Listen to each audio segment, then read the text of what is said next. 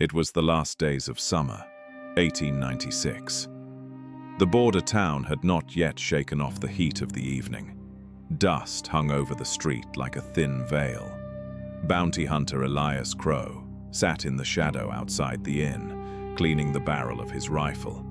His back was to the wall, habit. A man in a dark suit crossed the street toward him. His boots were new, his walk measured. He did not belong to this place. "Mr. Crow?" he asked. Elias lifted his head. "I'm listening." The man removed his hat and gave a slight nod. "I've come with a proposal. It's not the kind of work you usually take, but the compensation is satisfactory." He extended a small leather pouch. The weight of gold inside could be felt without opening it. "There's a traveling circus camped outside town," the man said. "They have a young Japanese macaque. We want you to rescue it from them." "Rescue?" Elias repeated, narrowing his eyes. "Yes, quietly. No one gets hurt." "Why?" The man paused briefly. "Someone believes it belongs somewhere better." Elias held his gaze. "Delivery point?" Elias asked. "The large estate to the north, before dawn tomorrow." Elias took the pouch. "Tonight. Night." The circus grounds. Night had fallen. The circus tents stood under the moon like pale silhouettes. The show was over, and the grounds were nearly silent. Elias left his horse in the trees and moved toward the animal tent on foot. When he stepped inside, the stillness surprised him. In one corner stood a donkey, painted in black and white stripes. The paint had begun to run in places, but the animal stood quietly, head lowered. Across from it lay a lion in a cage. A heavy mane had been fitted around its neck, but under the moonlight it looked artificial. It was a large dog, dressed to resemble something it was not.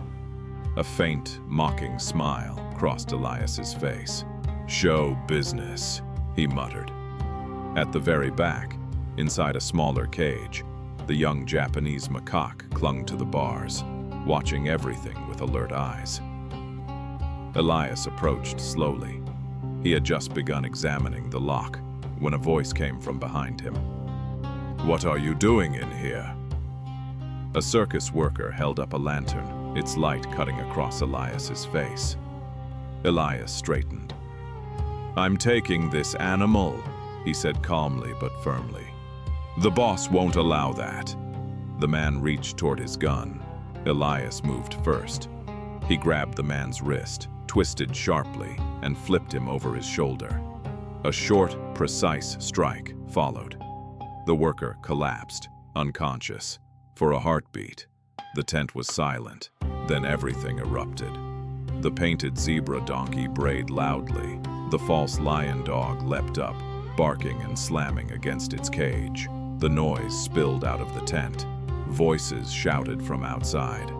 "Something's wrong!" Elias worked fast. Within seconds, the cage lock gave way. "Come," he said. The young macaque hesitated only a moment before climbing onto his shoulder. Two silhouettes appeared at the entrance of the tent. They fired their guns into the air. The shots tore through the night. Bullets struck the dirt nearby. Elias burst out of the tent, reached his horse in a single stride, and swung into the saddle. Hoofbeats thundered as he rode into the darkness. Behind him, the braying donkey and the barking dog still echoed across the circus grounds. Dawn. The northern estate. With the first light of morning, Elias rode through the gates of a vast estate. The large white house and manicured grounds rested beneath a thin layer of dawn mist. The suited messenger stood waiting beside a wealthy gentleman whose posture alone spoke of power and fortune. Elias dismounted. The monkey remained on his shoulder. "Clean?" the businessman asked. "No one was hurt," Elias replied. At that moment, the front door of the house opened. A little girl ran out, her eyes bright with anticipation. In her arms, She carried a stuffed monkey, nearly twice her size.